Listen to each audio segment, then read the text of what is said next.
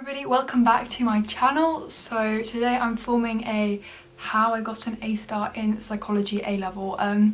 This is kind of an odd time of the year to do it because mostly people film these videos at during exam season, but since I got my results the other week, a lot of people have actually requested me to do it, so I thought, you know what, while it's actually fresh in my mind before I forget everything at uni, I'll sit down and film it for you, because I think I have a lot of good advice to give.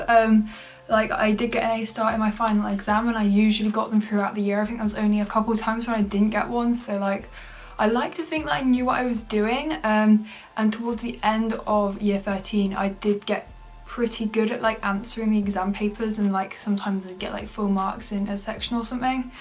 So I thought I would share my advice with you guys just because I feel like I actually have good advice now after the 2 years. You guys may be able to benefit from it. I was on the AQA exam board as well, just so you know.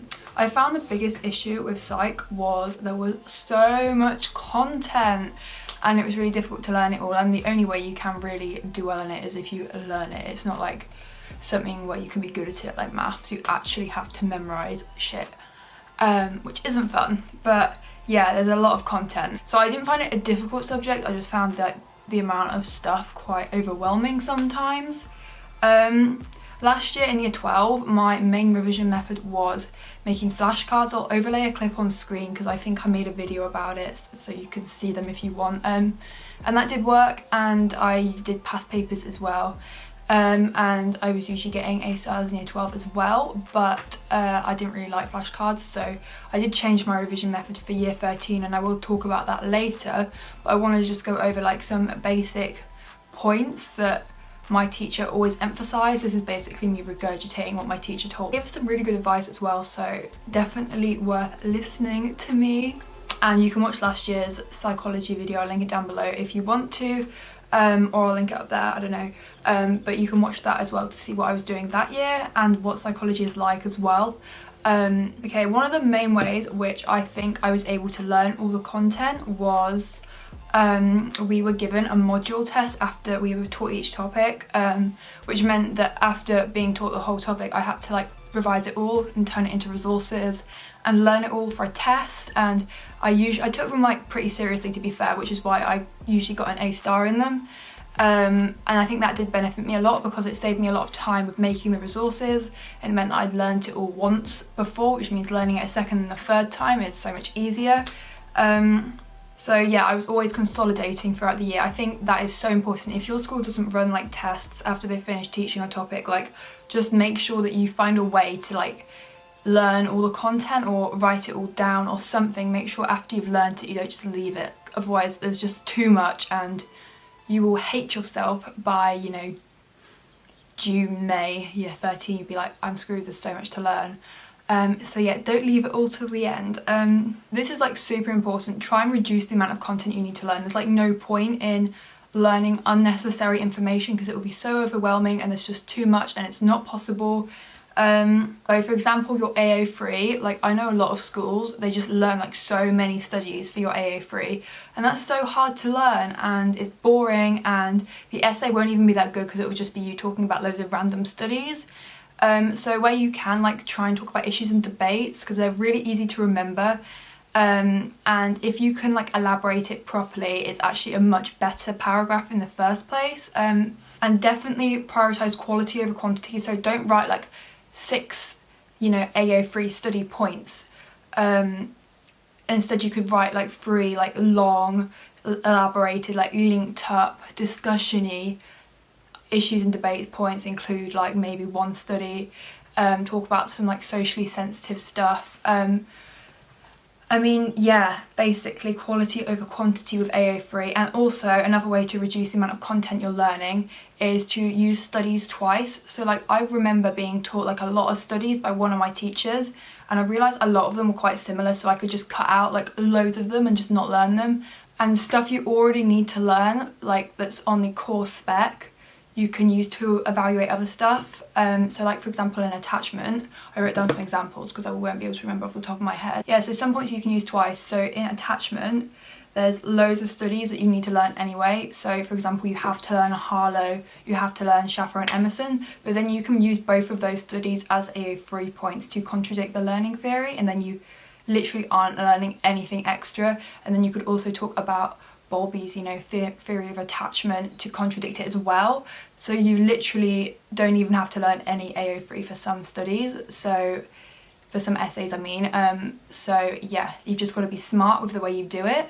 And also, if you use a lot of issues and debates points as AO3, while you're revising other topics, you're also revising issues and debates. Like, I swear down, I didn't revise issues and debates at all for my final exam, or barely. Like, I just read all my essay plans like literally once or twice, and that was my best paper. So also, really important, make sure you're really good at research methods, because it's half of paper 2 and it comes up in both of the other papers, and you know, it's a whole section in paper 1.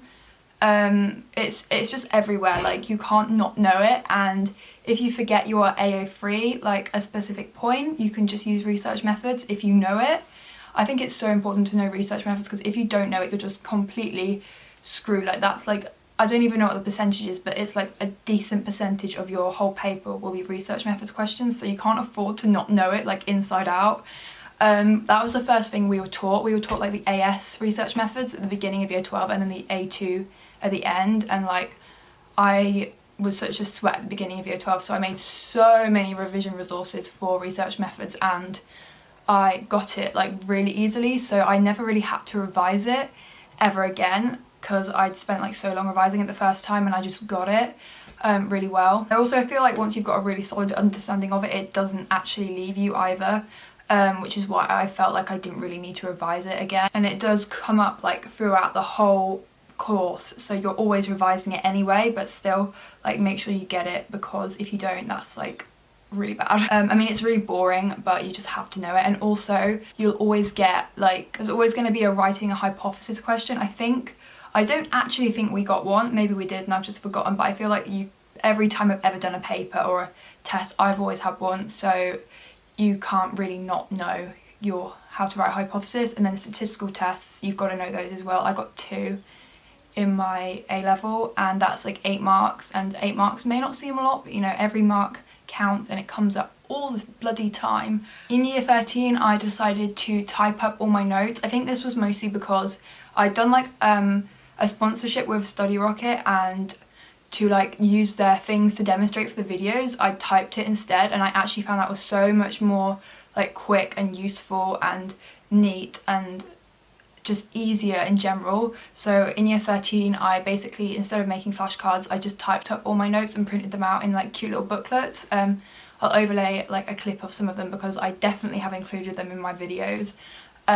So they were really cute. I could highlight them, annotate them, whatever. I had a digital copy, so I always had them on my phone when I was in lessons, and I didn't need to carry around my folders because I had all my notes in these really small booklets. And you know, if I lost them, I could print them again. I even sold some as well.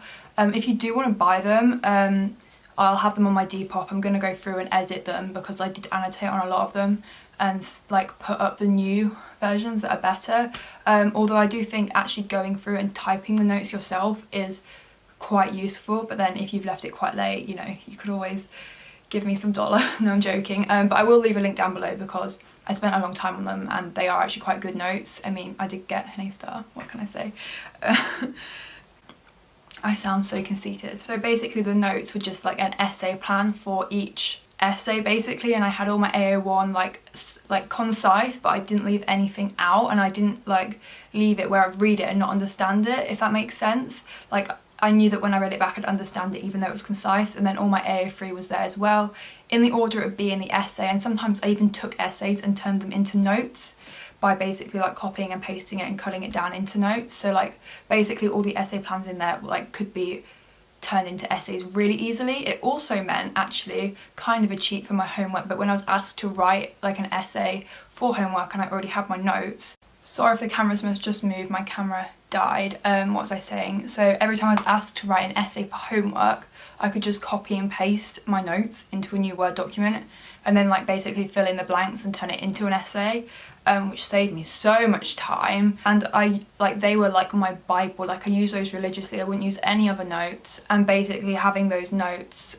but when you use the same thing to revise, it becomes so ingrained in you because you're using the same thing. I also want to say, when I type the notes, I use loads of different resources. So when the textbook wasn't so good, because the textbook wasn't always that good, I would use like Tutor2U or stuff my teacher had found, or like literally anything, issues and debates. And then obviously I would use the textbook when it gave me good notes, but I didn't always use it. Like I actually like made an effort to use like the best AO3 and the best things I could find. So like the notes are like a compilation of all the best things. And unfortunately by exam season year 13 I'd done all the past papers that were available, because it was only like 2 or 3 years worth of A-level and AS papers, because I did like every single paper every time I had an end of module test. So I kind of didn't know what to do to revise it, because I typed it all but like I didn't know most of it. So I ended up like blurting. I'll probably overlay a clip of me doing that as well, because I filmed it all. And I also talked to myself because I found that was quicker, although I felt like it didn't ingrain it in you quite as much, but when you were like running out of time, it worked. But yeah, blurting and talking to myself was basically how I learnt all these notes. And to be honest, because I'd learnt them throughout the year and I'd learnt them from all my mocks and everything, I kind of already knew a lot of it by the end of the year. So it didn't take me that long to actually memorise them, and I didn't learn them word for word. I just kind of learned the main outline of it, and then I could fill it in with whatever came to my mind in the exam. Yeah, and because I had revised so well for all the other mocks and tests, it was super easy. And also in class we finished super early, like we finished in like March, like the course, so we did so much revision in class to the point where I was absolutely sick of paper 1. Like I actually hated it with a passion. And also, this is kind of a random point, but you're supposed to spend like 20 minutes when you write a 16 marker, but I always spent like about half an hour on them in timed conditions, because I was able to do all the other short answer questions really quickly. So yeah, I just thought I'd add that in. I don't really know what the point of that was. That's about all I have to say. So did flashcards in year 12, type notes were brilliant, like yes. And then learn research methods, don't learn unnecessary content and cut out stuff where you can, use stuff twice, use issues and debates everywhere, and use research methods, and that's about it. I hope this has been useful, and I'm sorry if I've been incoherent. I've tried not to be, but I'm usually really incoherent anyway. And good luck to everyone starting year 12 or starting year 13. You can do it, yay! Yeah, I'll see you soon for a brand new video. Bye!